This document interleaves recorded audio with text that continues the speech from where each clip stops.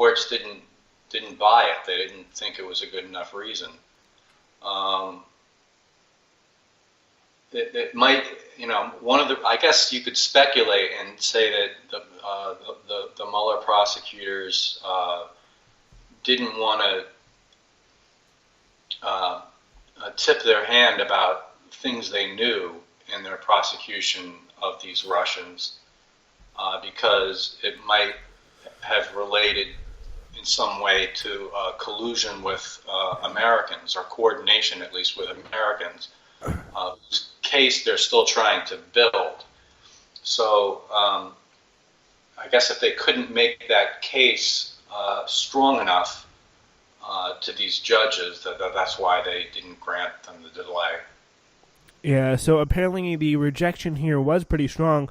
So it was about the 13 people charged in a high-profile indictment in February concerning unlikely to ever make an appearance in the U.S. court. The three businesses accused of facilitating the alleged troll farm operation, which is the internet research agency Concord Management and Concord Catering, which is a little strange, were also expected to simply ignore American criminal proceedings. However, last month, a pair of Washington area lawyers suddenly surfaced in the case, notifying the court that they represented Concord Management. Politico reported at the time that the move appeared to be a bid to force Mueller's team to turn over the relevant evidence to the Russia firm and perhaps even bait prosecutors' embarrassing dismissal in order to avoid disclosing sensitive information. So it looks like that baiting at that time worked. So it was like Washington area lawyers by the name of Eric Dublier and Kate Cycle made a slew of new discovery requests demanding non-public details about the case and the investigation. Prosecutors also asked the judge to postpone the formal arraignment of Concord Management set for next week. So, I mean, honestly, this probably doesn't look like it's going to affect the broad scheme of things in the very end here. So, but still, it'll be very interesting to see what was going on with these lawyers, and will they ever maybe crop up again in the future with the Russian investigation? Yeah, you're probably right. It probably isn't going to affect the investigation that much, but I mean, we'll have to see. I think this is a developing story, and some new reporting might shake up out of it. Yeah, so that'll be very interesting. So apparently, the Mueller's team sent a copy of the formal summons to Dublier and Sekele and asked them to accept it on behalf of Concord Management, but Dublier wrote back on Monday saying that the government's attempt to serve the summons was defective under court rules, and he did not elaborate on that. The three companies named in the indictment are all reported to be controlled by a Russian businessman known as Vladimir Putin's chef, Yevgeny Prigozhin. He's one of 13 individuals criminally charged in the case. But, I mean, again, on the other hand, I think it's going to be very important for the U.S. justice system to really tamp down on the fact that these are trolls, and this is how one of the most effective ways that Russia did influence this election, which was via troll farming, spreading misinformation on Facebook, Twitter, whatever. And so it also is going to be important to send a message. I mean, maybe in the broad specter of what Trump did, I mean, maybe it won't be the biggest of deals. But when it comes to maybe the midterms in the future and how we get our information on social media, this could actually be a relatively interesting case to follow. Yeah, I think that the trolling aspect of the campaign activities maybe has been slightly underreported, and I mean, certainly Facebook has gotten a lot of scrutiny. There's not a lot you can really do about the Russian trolling from the perspective of meting out justice, because they're pretty much protected by the Russian government. But the public needs to understand that they need to be careful when they're on social media and to distrust a lot of what they hear on those platforms. And the more that you can have this in the news and in the public consciousness, I think the better off it'll be.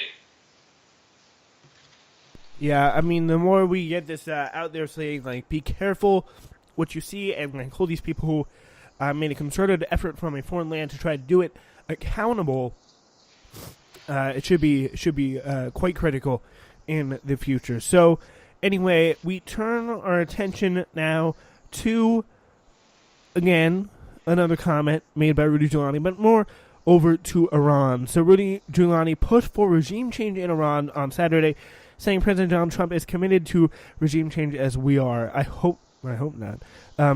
It's the only way to peace in the Middle East, he says, and the most important more important than an Israeli-Palestinian deal. Trump's newest attorney in the ongoing Russia probe and the former mayor of New York City told reporters after giving a speech to the Iran Freedom Convention for Democracy and Human Rights in Washington. So, I mean, that's got to be honest. It's a little bit worrying that we could be going to war in some kind of form or fashion in this with this country that just seems so unnecessary. We made a good deal with them. We tamped down their nuclear capabilities. So, I mean, why are we doing this regime change? It's probably going to be proven to be quite unpopular. It's a fringe right-wing position, and it just leaves me asking the question, like, what's going on here? Yeah, I think it is a little peculiar that the president is so worked up about Iran. I mean, certainly there are people in his administration who are very much against the Iranian regime, and for good reasons. There's plenty of cases where they've backed people who are terrorists and so forth. But one of Trump's campaign slogans or issues or whatever was that he was tired that we were pursuing foreign wars and getting involved in regime change and so forth. And part of his America First strategy was to withdraw from those kinds of things. And now we see him, at least in the case of Iran, pursuing those ideas, which I think is a little strange. I don't exactly know what's motivating him, aside from perhaps some push from people within his administration and perhaps the military. Maybe like a John Bolton. Generally speaking, that doesn't usually affect his thinking to so much of a degree, and so I'm a little surprised by it. Yeah, I mean, maybe he's oftentimes like told the military-industrial complex and all that to kind of like just saying, you know what, just show off or whatever. But it's, during the December protests in the country, Trump tweeted that it was time for change, adding the great Iranian people have been repressed for many years. Iran is failing at every level despite the terrible deal they made with the Obama administration. Trump wrote on Twitter January 1st, the great Iranian people have been repressed for many years. They are hungry for food and freedom, along with human rights. The wealth of Iran is being looted. Time for change, as Congressman Secretary of State Mike Pompeo wrote in a Fox News op-ed. Congress must act to change Iranian behavior and ultimately the Iranian regime. His predecessor, Rex Tillerson, also voiced explicit report for a regime change, telling CNN, "We always support a peaceful transition of power," although a top State Department official later said, "No regime change here." So it just seems to be a very worrying situation. We could get into yet another war and trying to throw these people out. Even though there doesn't seem to be really too much going on, I don't get if they have some kind of problem with Rouhani over there. I mean, or something like that. I just am really almost kind of confused about what's the major problem going on around that all these people seem to want to change.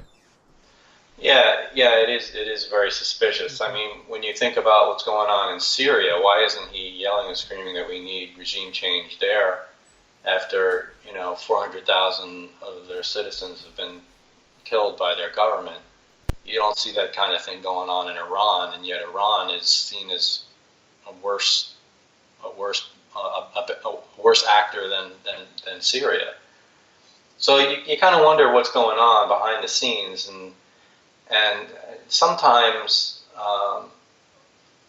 Trump's business associations with countries can enter into the politics. We saw that with some other countries in the Middle East, and you wonder if something like that is going on in Iran.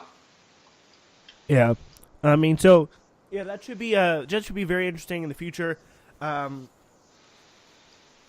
Something to look forward on. Like what's the